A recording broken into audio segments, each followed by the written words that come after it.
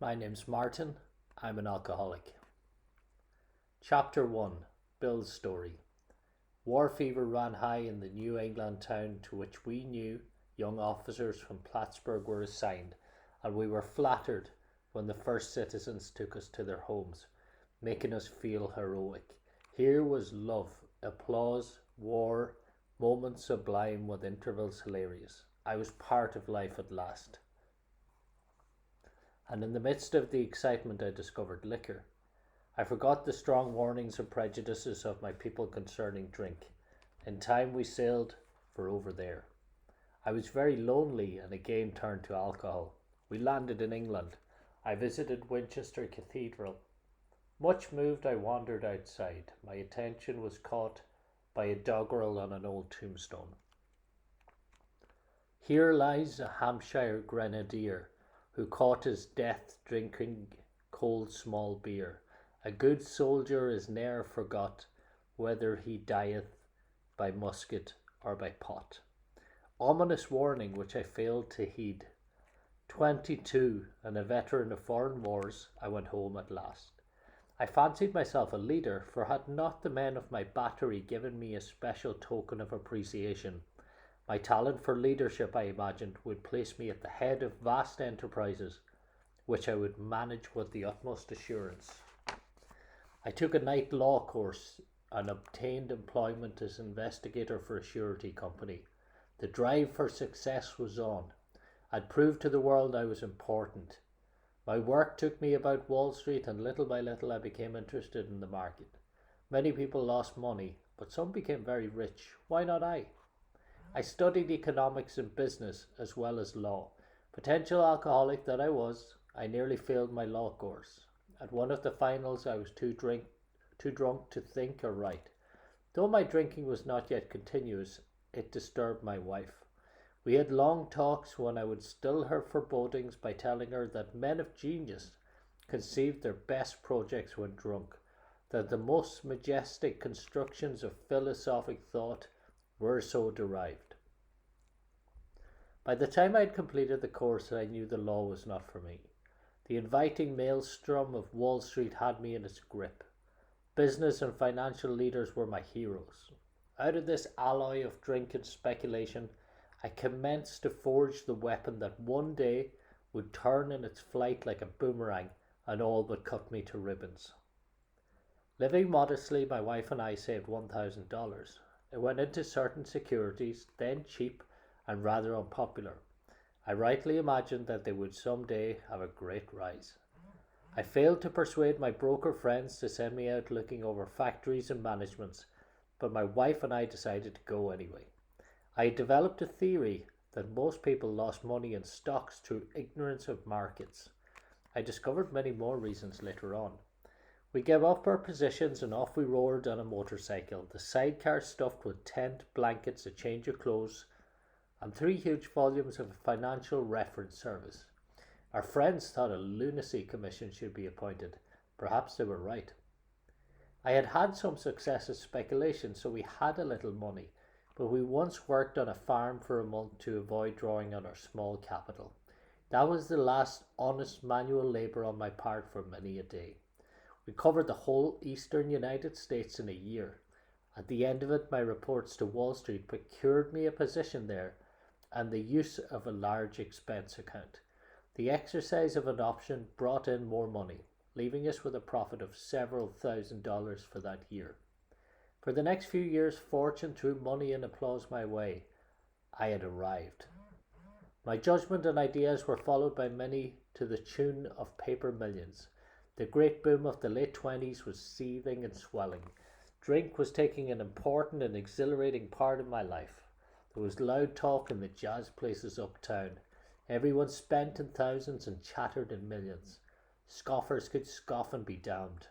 I had made a host of fair weather friends.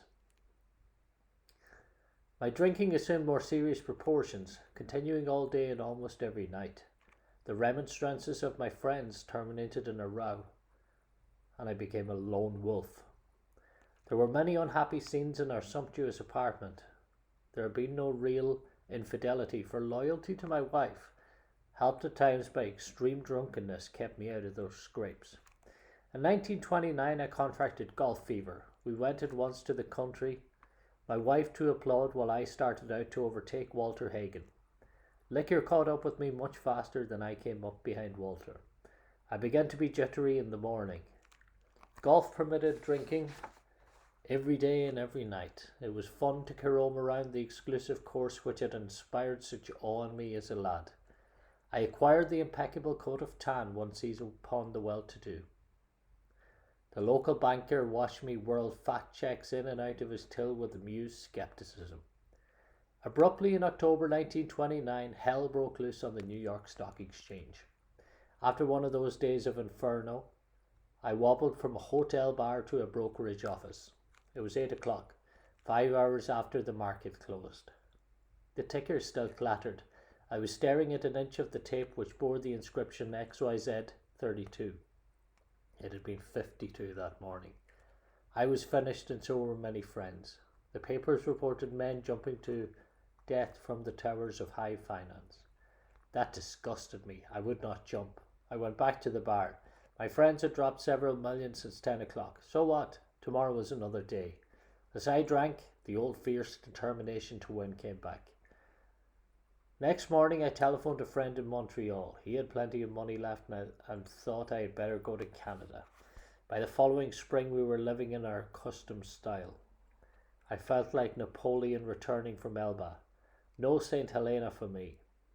But drinking caught up with me again, and my generous friend had to let me go. This time we stayed broke. We went to live with my wife's parents. I found a job, then lost it as the result of a brawl with a taxi driver.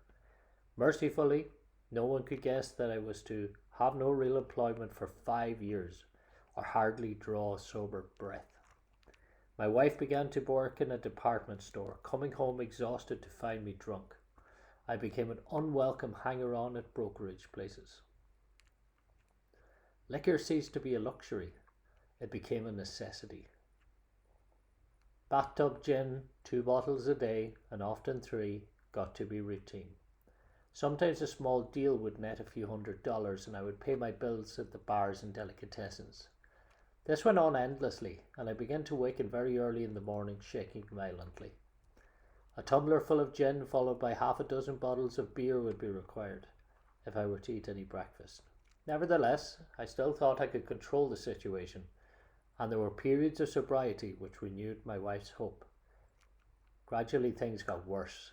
The house was taken over by the mortgage holder, my mother-in-law died, my wife and father-in-law became ill. Then I got a promising business opportunity. Stocks were at the low point of 1932.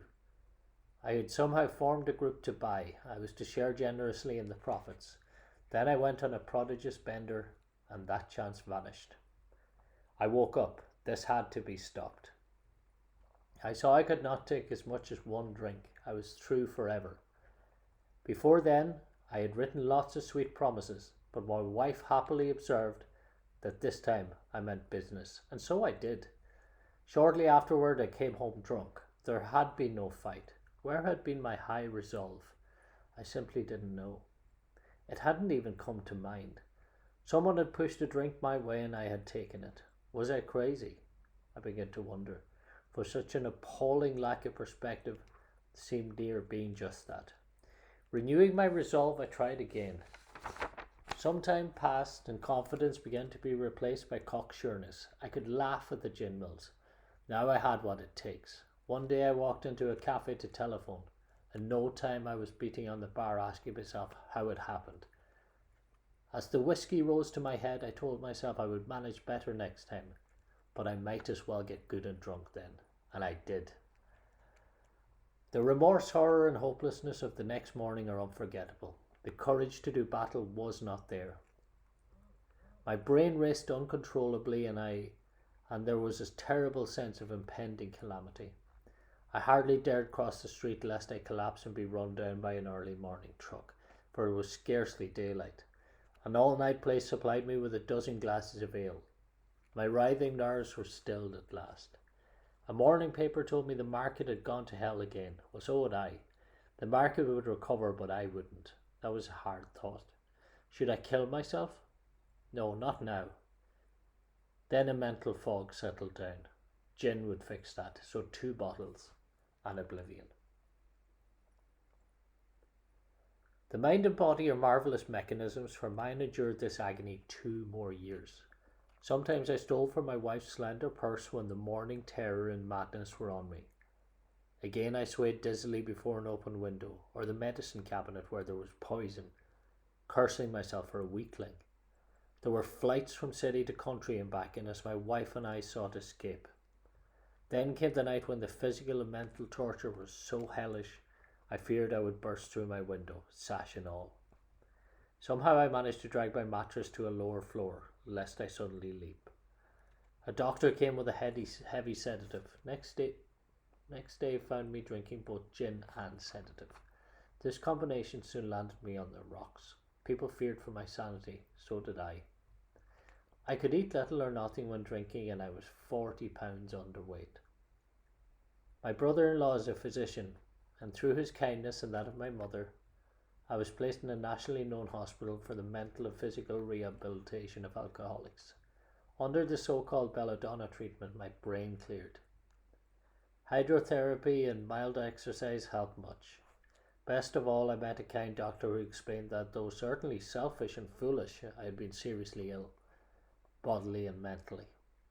It relieved me somewhat to learn that in alcoholics the will is amazingly weakened when it comes to combating liquor, though it often remains strong in other respects.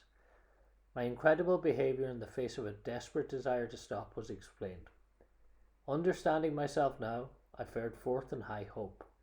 For 3 or 4 months the goose hung high. I went to town regularly and even made a little money.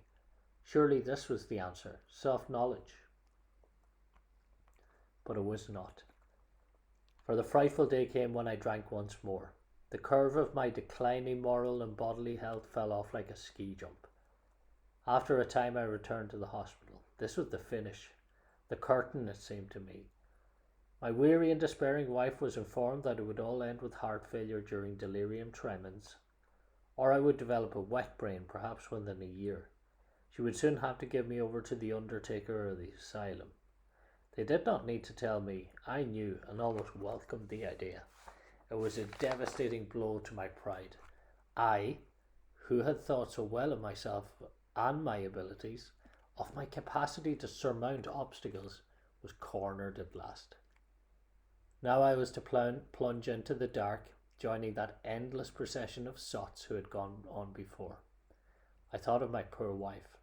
There had been much happiness after all.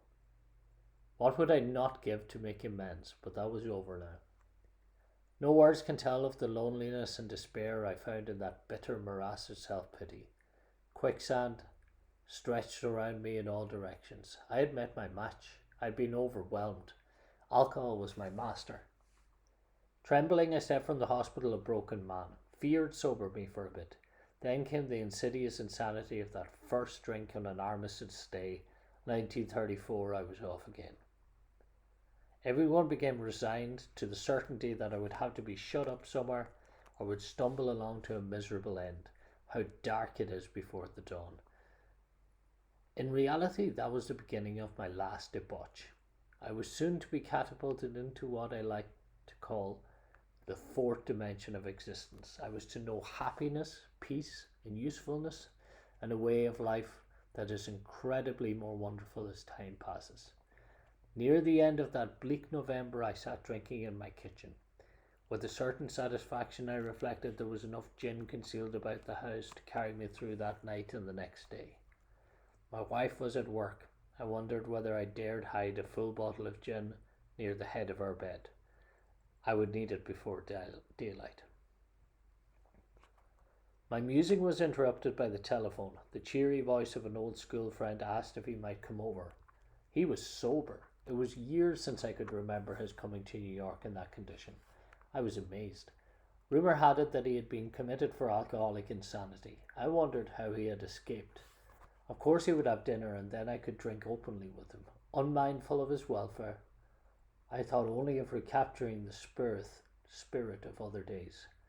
There was that time we had chartered an aeroplane to complete a jag. His coming was an oasis in this dreary desert of futility. The very thing, an oasis. Drinkers are like that. The door opened and he stood there, fresh skinned and glowing. There was something about his eyes. He was inexplicably different. What had happened? I pushed a drink across the table. He refused it. Disappointed but curious, I wondered what had got into the fellow. He wasn't himself. Come, what's all this about? I queried. He looked straight at me. Simply but smilingly he said, I've got religion. I was aghast. So that was it. Last summer, an alcoholic crackpot.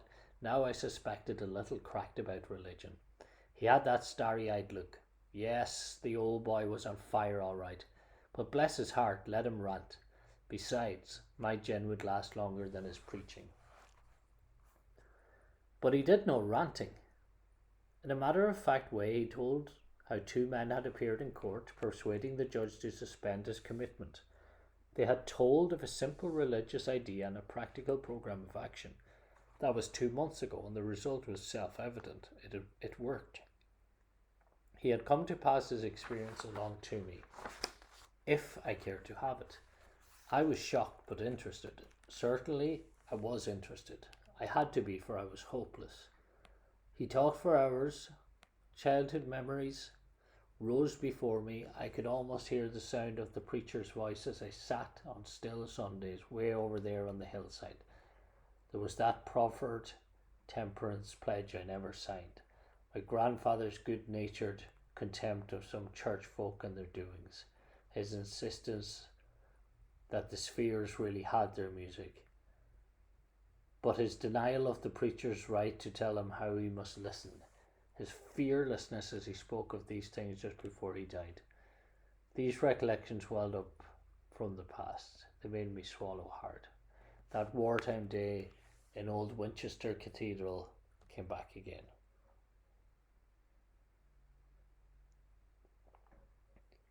I'd always believed in a power greater than myself. I had often pondered these things.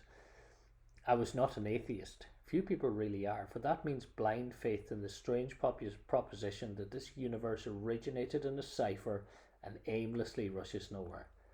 My intellectual heroes, the chemists, the astronomers, even the evolutionists, suggested vast laws and forces at work. Despite contrary indications, I had little doubt that a mighty purpose and rhythm underlay all. How could there be so much of precise and immutable law, and no intelligence? I simply had to believe in a spirit of the universe, who knew neither time nor limitation, but that was as far as I had gone. With ministers and the world's religions, I parted right there. When they talked of a God personal to me who was love's superhuman strength and direction, I became irritated and my mind snapped shut against such a theory. To Christ I conceded the certainty of a great man, not too closely followed by those who claimed him. His moral teaching, most excellent. For myself, I had adopted those parts which seemed convenient and not too difficult. The rest I disregarded. The wars which had been fought, the burnings and chicanery, the religious dispute had facilitated and made me sick. I honestly doubted whether, on balance, the religions of mankind had done any good. Judging from what I had seen in Europe and since, the power of God in human affairs is negligible. The brotherhood of man a grim jest. If there was a devil, he seemed the boss universal, and he certainly had me. But my friend sat beside me, before me, and he made the point-blank declaration that God had done for him what he could not do for himself. His human will had failed. Doctors had pronounced him incurable. Society was about to lock him up. Like myself, he had admitted complete defeat. Then he had, in effect, been raised from the dead, suddenly taken from the scrap heap to a level of life better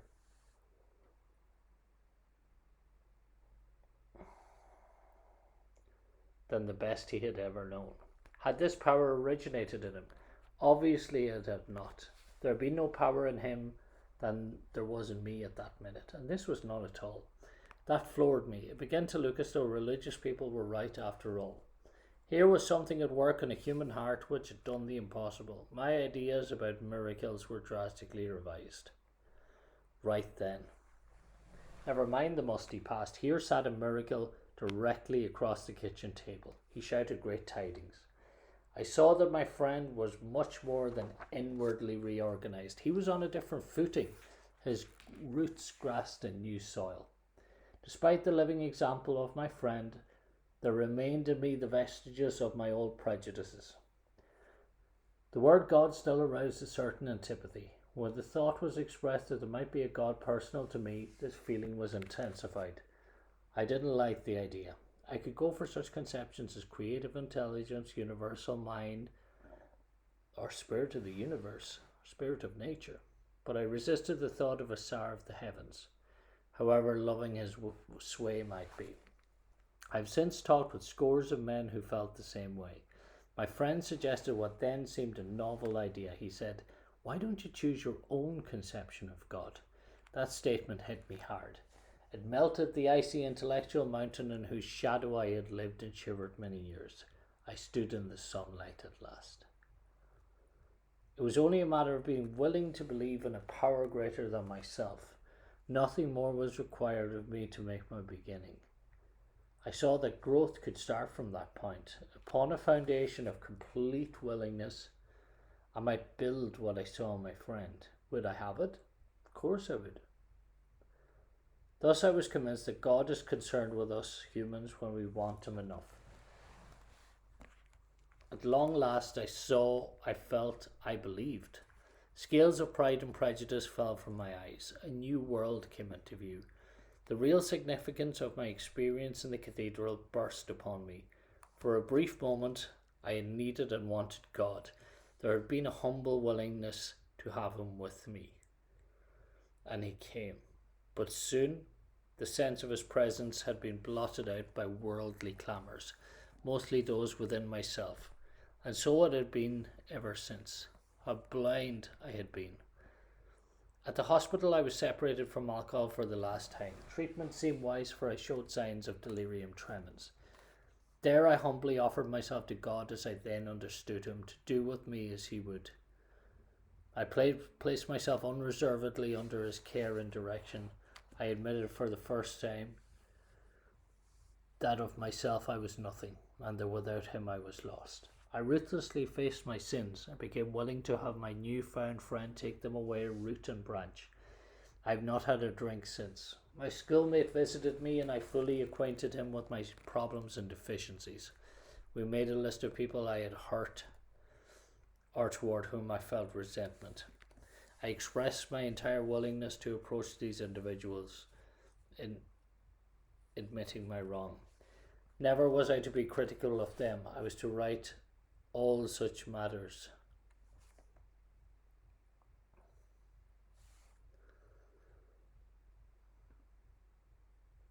To the utmost of my ability. I was to test my thinking by the new God consciousness within. Common sense would thus become uncommon sense. I was to sit quietly when in doubt, asking only for direction and strength to meet my problems as He would have me. Never was I to pray for myself, except as my request bore on my usefulness to others. Then only might I expect to receive, but that would be in great measure. My friend promised when these things were done I would enter upon a new relationship with my Creator, that I would have the elements of a way of living which answered all my problems. Belief in the power of God plus enough willingness, honesty and humility to establish and maintain the new order of things were the essential requirements. Simple but not easy. A price had to be paid. It meant destruction of self-centeredness. I must turn in all things to the Father of light who presides over us all. These were revolutionary and drastic proposals, but the moment I fully accepted them, the effect was electric. There was a sense of victory followed by such a peace and serenity as I had never known. There was utter confidence. I felt lifted up as though the great clean wind of a mountain top blew through and through. God comes to most men gradually, but His impact on me was sudden and profound. For a moment I was alarmed and called my friend, the doctor, to ask if I were still sane. He listened in wonder as I talked. Finally he shook his head, saying, "Something has happened to you, I don't understand it. but you had better hang on to it. Anything is better than the way you were. The good doctor now sees many men who have such experiences. He knows that they are real. While I lay in the hospital, the thought came that there were thousands of hopeless alcoholics who might be glad to have to, glad to have what had been so freely given me. Perhaps I could help some of them. They in turn might work with others. My friend had emphasized the absolute necessity of demonstrating these principles in all my affairs. Particularly was it imperative